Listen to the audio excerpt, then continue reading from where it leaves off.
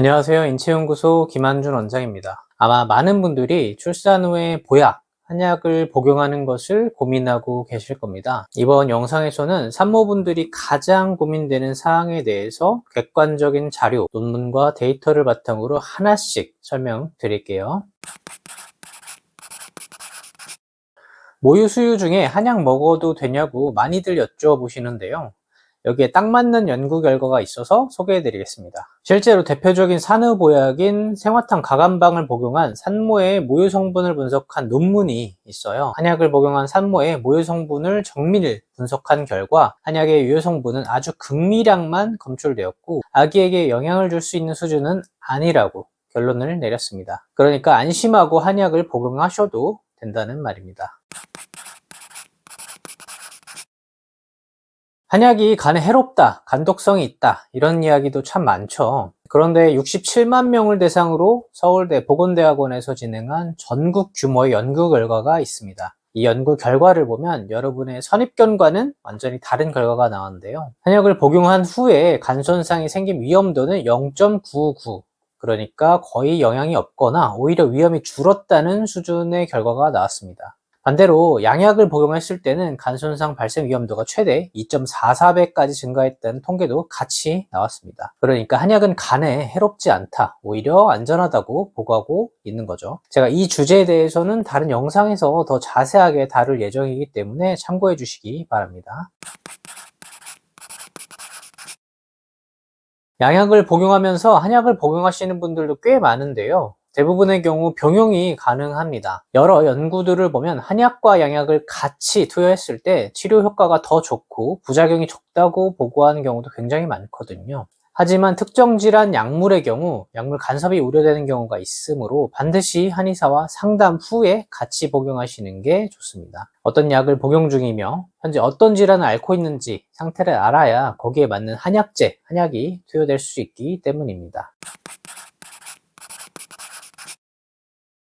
의외로 정말 많은 분들이 걱정하시는 부분인데요. 사실 살이 찌는 건 한약 때문이 아니라 섭취 칼로리가 소비 칼로리보다 크기 때문입니다. 한약은 에너지 대사를 도와서 기초 대사량을 높이고 소화 흡수력, 기력 회복을 도와줄 뿐 지방을 이렇게 쌓이게 하는 작용은 없습니다. 어떤 분들은 예전에 한약을 잘못 먹어서 살쪘다고 말씀하시기도 하더라고요. 한약은 살찌는 환경을 조성해 드릴 수는 있지만 살찐 것은 실제로 본인의 섭취 칼로리가 높아서입니다. 그러니까 한마디로 한약 때문에 살이 찔 수는 없습니다. 산후보약을 언제부터 얼마나 먹어야 할지 잘 모르는 분들이 계십니다. 임상적으로 권장되는 복용기간은 최소 1개월 이상입니다. 동의보감에서는 산욕기를 약 100일로 잡고 회복을 잘하는 것이 굉장히 중요하다고 강조하고 있는데요. 그래서 사실 3개월 정도 복용하시는 것이 가장 좋기는 합니다. 산후보약 복용기간을 길게 잡는 이유는 한약이 단순히 피로회복제로 작용하는 것이 아니기 때문입니다. 실제로 연구들을 보면 산후보약은 우로와 어혈을 배출하고 부종을 제거하고 기력회복, 그리고 산후풍을 예방하고 치료하는 복합적 치료 목적이 있습니다. 산후보약 복용 시기는 분만 직후부터 바로 시작하는 것이 가장 효과적입니다. 수술에 생긴 어혈이나 자궁의 조직선상을 회복시키고 오로나 감염성 물질들을 빠르게 배출시켜야 하기 때문이죠. 출산 후에 바로 산후보약을 드시지 못해서 회복이 늦거나 산후풍 증상이 남아있다면 수개월이 지나도 치료용으로 복용하시는 것이 좋습니다. 산후풍 치료에 한약이 좋은 효과가 있다는 것이 여러 논문을 통해서 계속해서 보고되고 있습니다. 동의보감에서는 유산 후에는 출산보다 10배는 더 정성을 들여 조리해야 한다고 했습니다. 왜 그럴까요? 유산 후에는 자궁 내막이 손상되고 감염과 출혈의 위험이 크고 호르몬이 급격하게 변화하면서 감정 기복이나 우울증이 쉽게 나타나게 됩니다. 또한 면역력과 체력이 급격하게 떨어져서 감염에도 더 취약해지죠. 이뿐만 아니라 유산 후에는 심리적으로 상실감과 죄책감까지 같이 동반되는 경우가 많습니다. 실제로 여러 현대 연구들에서도 유산 후에는 신체적, 정신적 후유증이 동반될 수 있으므로 적절한 치료와 조리가 반드시 필요하다고 강조하고 있습니다. 유산 후에 한약을 복용하는 이유 중에 하나로 재임신을 위한 준비도 있습니다. 유산 후에 자궁을 제대로 회복하지 못하면 반복 유산으로 이어질 수 있다는 건 이미 널리 알려져 있죠. 한약은 단순히 몸을 보호하는 게 아니라 자궁 환경과 면역 균형을 조절해서 반복 유산을 예방하는 역할을 합니다. 몇 가지 논문을 보면 알 수 있는데요.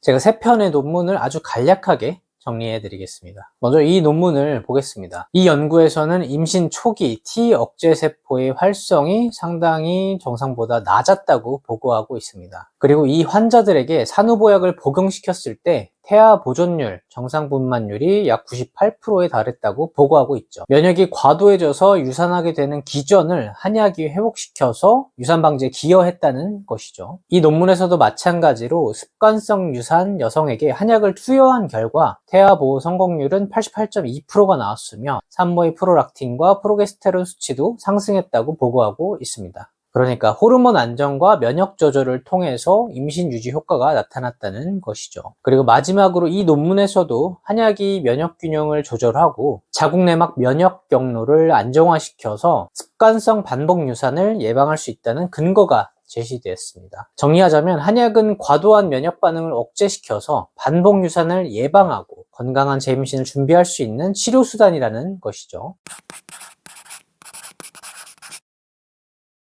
이뿐만 아니라 산후보약은 유산 후 산후풍, 후유증까지 치료하고 예방할 수 있습니다. 많은 분들이 유산은 출산이 아니니까 산후풍은 없겠지라고 생각하시지만 유산 역시 자궁이 수축하고 우로가 나오면서 기력이 급격히 떨어진 출산과 유사한 과정을 거칩니다. 산후보약이 산후풍에 미치는 영향에 대한 임상보고에 따르면 유산 후 한약을 2주에서 3주 정도 복용한 산모들의 산후풍 증상이 평균 60% 정도 개선되었습니다. 관절통은 68% 정도, 복부 통증과 냉증은 44%, 피로감은 40% 이상 호전되었고요. 전체 평균 호전율은 약 60% 정도입니다. 2주에서 3주 정도만 복용했는데도 상당히 좋은 효과를 보여줬죠. 이처럼 한약은 단기간 복용만으로도 산후풍 예방과 증상 치료에 굉장히 효과적입니다.